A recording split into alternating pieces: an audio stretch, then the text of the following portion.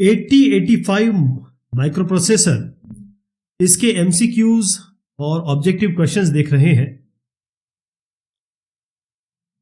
8085 MPU micro processor unit के बारे में बात हो रही है। ये कितने बिट्स का है? अब आपसे सवाल होंगे 8085 के, 8086 के, 8051 भी है, तो 8 बिट का एमपीयू है इसका। मैं आपको ये बता दूं, क्योंकि जितने भी डेटा बस का साइज होता है, डेटा बस का जो साइज होगा, डेटा बस जहां से डेटा आता है और मेमोरी बस जिससे मेमोरी आती है या मेमोरी एड्रेस आता जाता है, तो जो डेटा बस का साइज होता है यही बताता है कि आपके माइक्रो प्रोसेसर का साइज क्या है। तो 8085 इसीलिए क्योंकि यहाँ की 8 बिट डेटा बस है, ये 8 बिट का माइक्रो प्रोसेसर है, म्यूपी लिखते हैं इसको। तो डेटा जो विड्थ है इसकी वो 8 बिट है और एड्रेस बिट जो होती है वो 16 बिट है, और ये दोनों मल्टीप्लेक्स्ड होती हैं। ध्यान रखिएगा, ये 8 और ये दोनों यूज एक ही कॉमन है, और ये 8 इसमें एक्स्ट्रा, यानी कि अभी मैं आपको नेक्स्ट क्वेश्चन में बताऊंगा। 8086 की यहां तक बात करें तो ये आपका 16 बिट प्रोसेसर है। ये अगर ये क्वेश्चन आता है 8086 के लिए तो वो 16 बिट माइक्रो प्रोसेसर है, और इसकी जो डेटा विड्थ है वो है 16 बिट। क्यों 16 बिट है? इसीलिए तो 16 बिट इसका माइक्रो प्रोसेसर का नाम पड़ा है। लेकिन इसका जो एड्रेस विड्थ है इसका 8086 का वो 20 बिट है, ये ध्यान रखिएगा।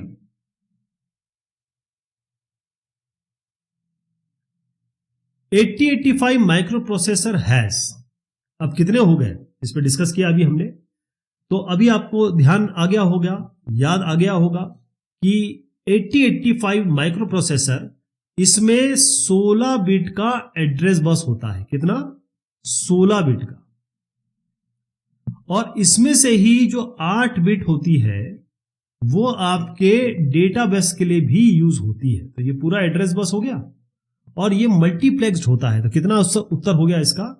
8 बिट का डेटा बस है और 16 बिट का एड्रेस बस है। 8 बिट डेटा बस यानी कि डेटा यहां से ट्रांसफर हो रहा है, और यही 8 जो है ये डेटा बस का मल्टीप्लेक्स्ड होता है आपके इस 16 बिट किसके? मेमोरी एड्रेसिंग के लिए, राइट। तो जो 8 लाइंस हैं जो ये वाली हैं, अभी मैं आपको इसको दिखाता भी हूं। जो लोअर बिट है वो 16 बिट एड्रेस जो बाइनरी में है उसके लिए काम करता है 8 बिट डेटा बस। बहुत ध्यान से देखिएगा, मैं यहां पर पढ़ने वाला हूं और आपको ध्यान देना है कि AD 0 से शुरू हुआ है, और अगर हम 0 से शुरू करेंगे तो हम 16 कहां से गिनेंगे? 15 तक। तो यहां बहुत ध्यान से देखिए, AD 0 से शुरू कर रहे हैं हम।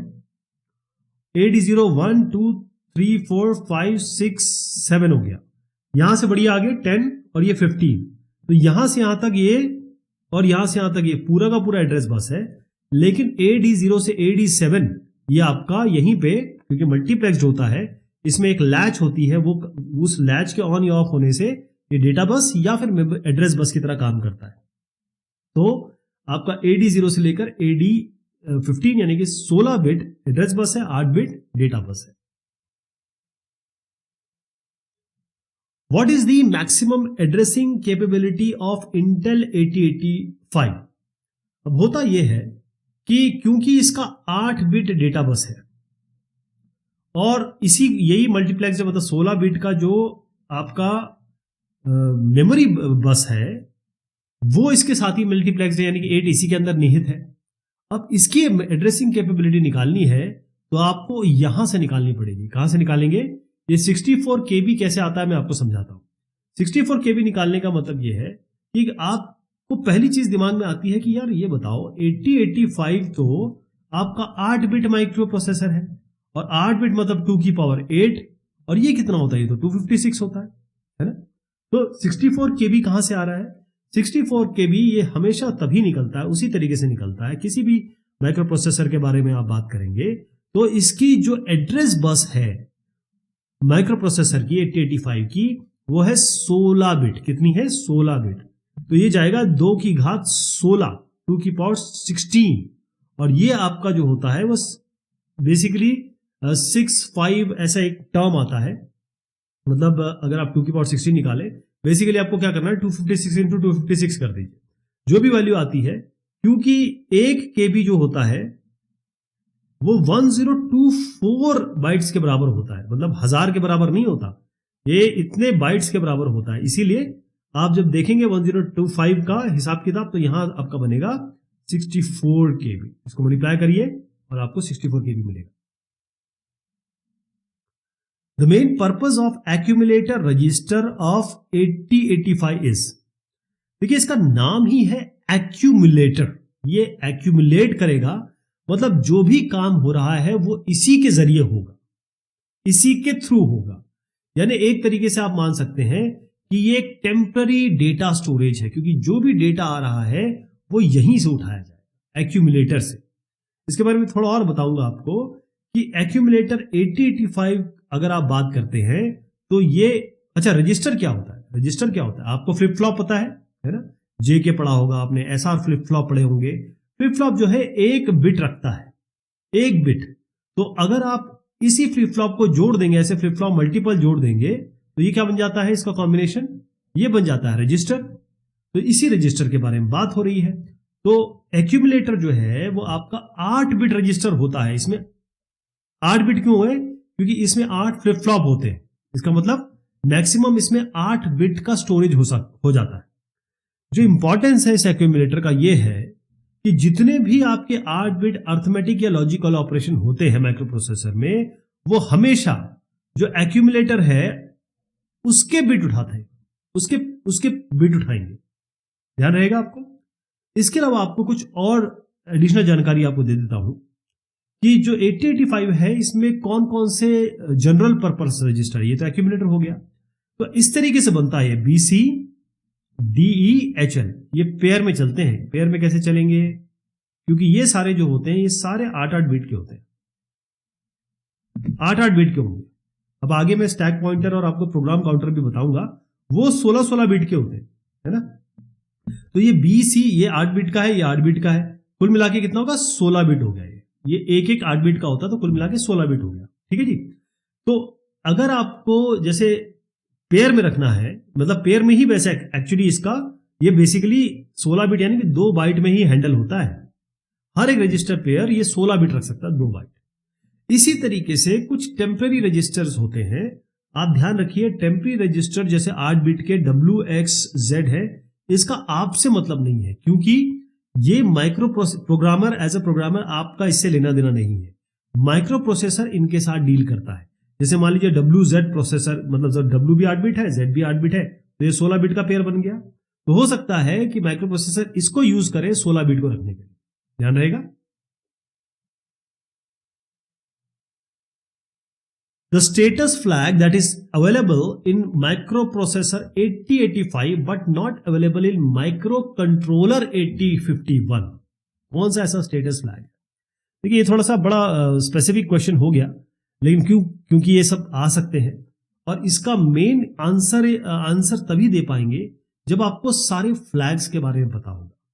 फ्लैग का मतलब ये होता है कि जब भी कोई परिवर्तन होता है वो आपको बता देगा, चेंज बताएगा, फ्लैग कर देगा, है ना। जैसे अगर आपके पास एक डॉक्यूमेंट होता है और आप किसी को दिखाना चाहते हैं 100 पेज का है, तो आप इसमें फ्लैग लगा देते हैं 3-4, तो वो फ्लैग से समझ में आ जाता है कि मुझे ये 3 पेज खोलने हैं, ये मेन की है, इनको मुझे देखना है पहले। तो ये जो फ्लैग है, जब भी कोई कंप्यूटेशन होगा, ये फ्लैग या तो 0 होंगे या 1 हो जाएंगे, यानी कि सेट होंगे या फिर अनसेट होंगे। तो फ्लैग रजिस्टर इसमें आपको एक एक करके बता देता हूं। देखिए जो फ्लैग रजिस्टर है ये 8 बिट है, D0 से D7 आपको समझ में आ गया इसको। इसमें 5 बिट हम इस्तेमाल कर रहे हैं। जो D0 होता है कैरी फ्लैग, जब भी कोई कंप्यूटेशन हुआ, एडिशन हुआ, एक कैरी आ सकता है। पैरिटी फ्लैग यानी कि अगर 0 कितने वंस हैं, इवन है, ऑड है, वो parity flag set and set होगा। D0 जो होगा, D0 आपका कैरी फ्लैग है, ध्यान रखिएगा। D2 मैंने आपको बताया पैरिटी फ्लैग, जब इवन नंबर ऑफ 1 होंगे तब ये 1 होगा, अदरवाइज 0 रहेगा। D4 में आइए, अब ये ऑक्सिलरी कैरी है। जब आपको जो लोअर 4 बिट होते हैं, निबल जिसे कहते हैं, जब उस पर ऑपरेशन होता है, उसमें कैरी आता है, तब AC सेट या रीसेट होता है, ऑक्सिलरी कैरी। ये आपका D5 और D3 D1 यूज नहीं है।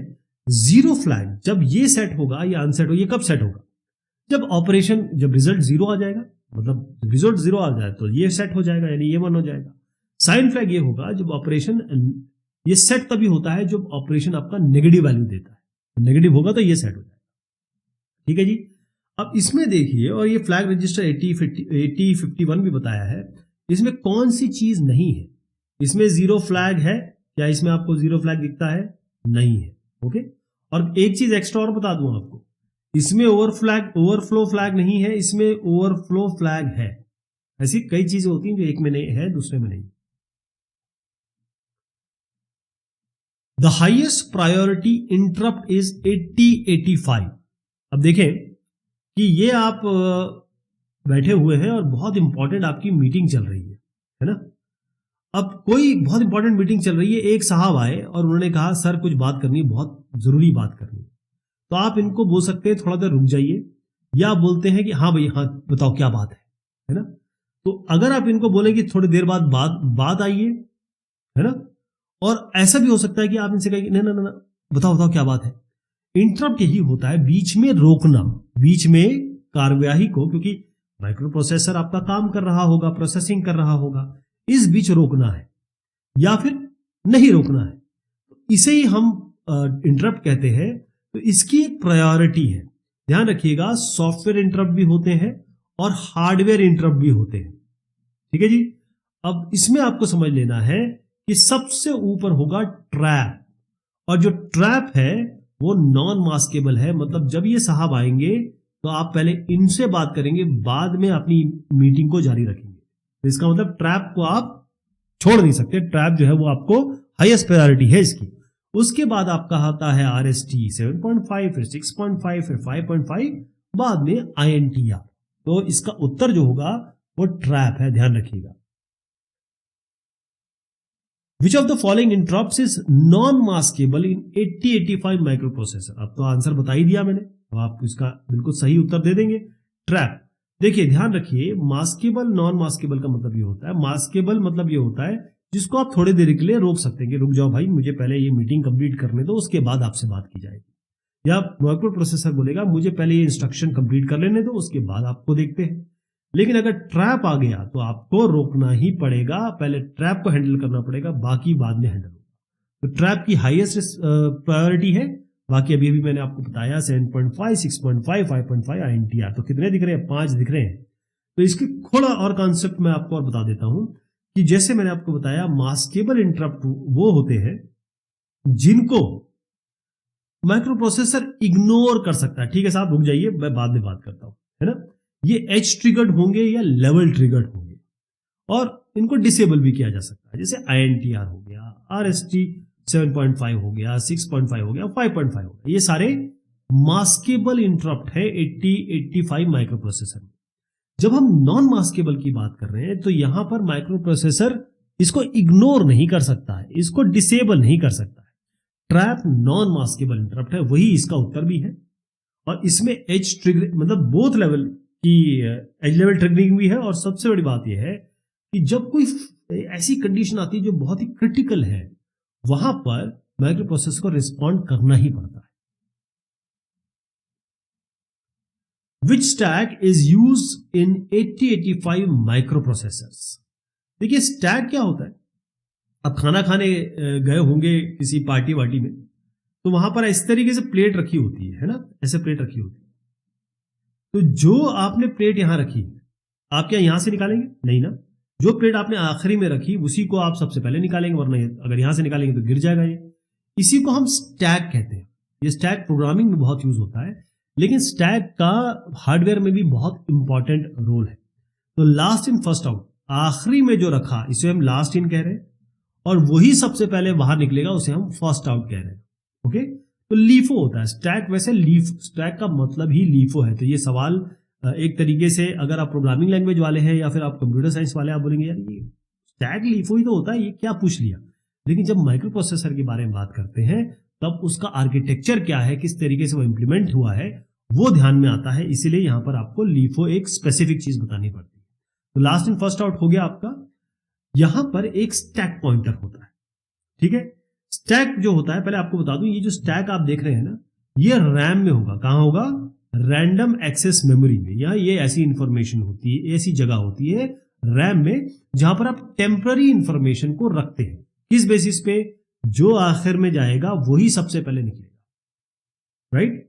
तो जब इनिशियलाइज होगी चीजें, इस रैम के एरिया को एक मेमोरी असाइन हो जाएगी। एंट्री पोजीशन क्या है? पहली इंफॉर्मेशन कहां स्टोर होगी, राइट? उसके बाद धीरे धीरे ये ऊपर की तरफ बढ़ेगा जैसे प्लेट्स बढ़ रही हैं। अब यहां पर आती है, एंट्री होती है स्टैक पॉइंटर की।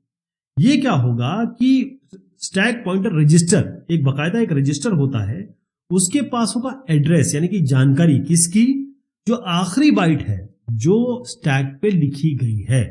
इसको हम स्टैक का टॉप भी कहेंगे। क्या कहेंगे? स्टैक टॉप कहेंगे।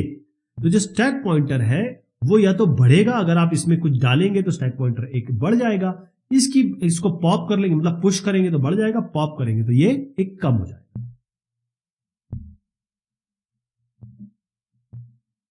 What is the length of stack pointer? Stack pointer का लेंथ क्या है?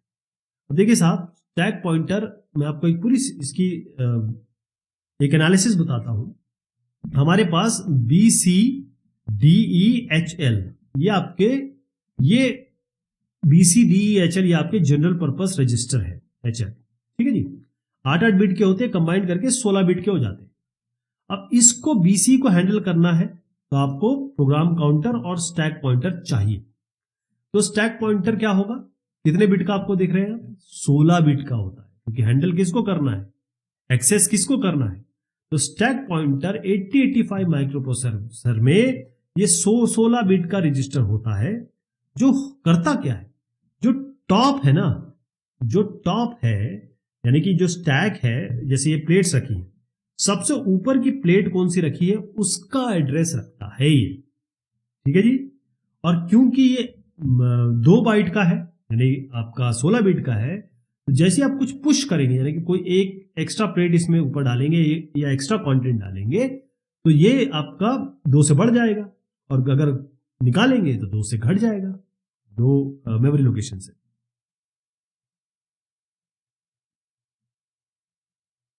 The program counter is in a micro processor. अब साहब ये करते हैं कि इसकी चर्चा हम करते हैं अगली बार, ठीक है? तब तक के लिए शुक्रिया, मेहरबानी आपसे।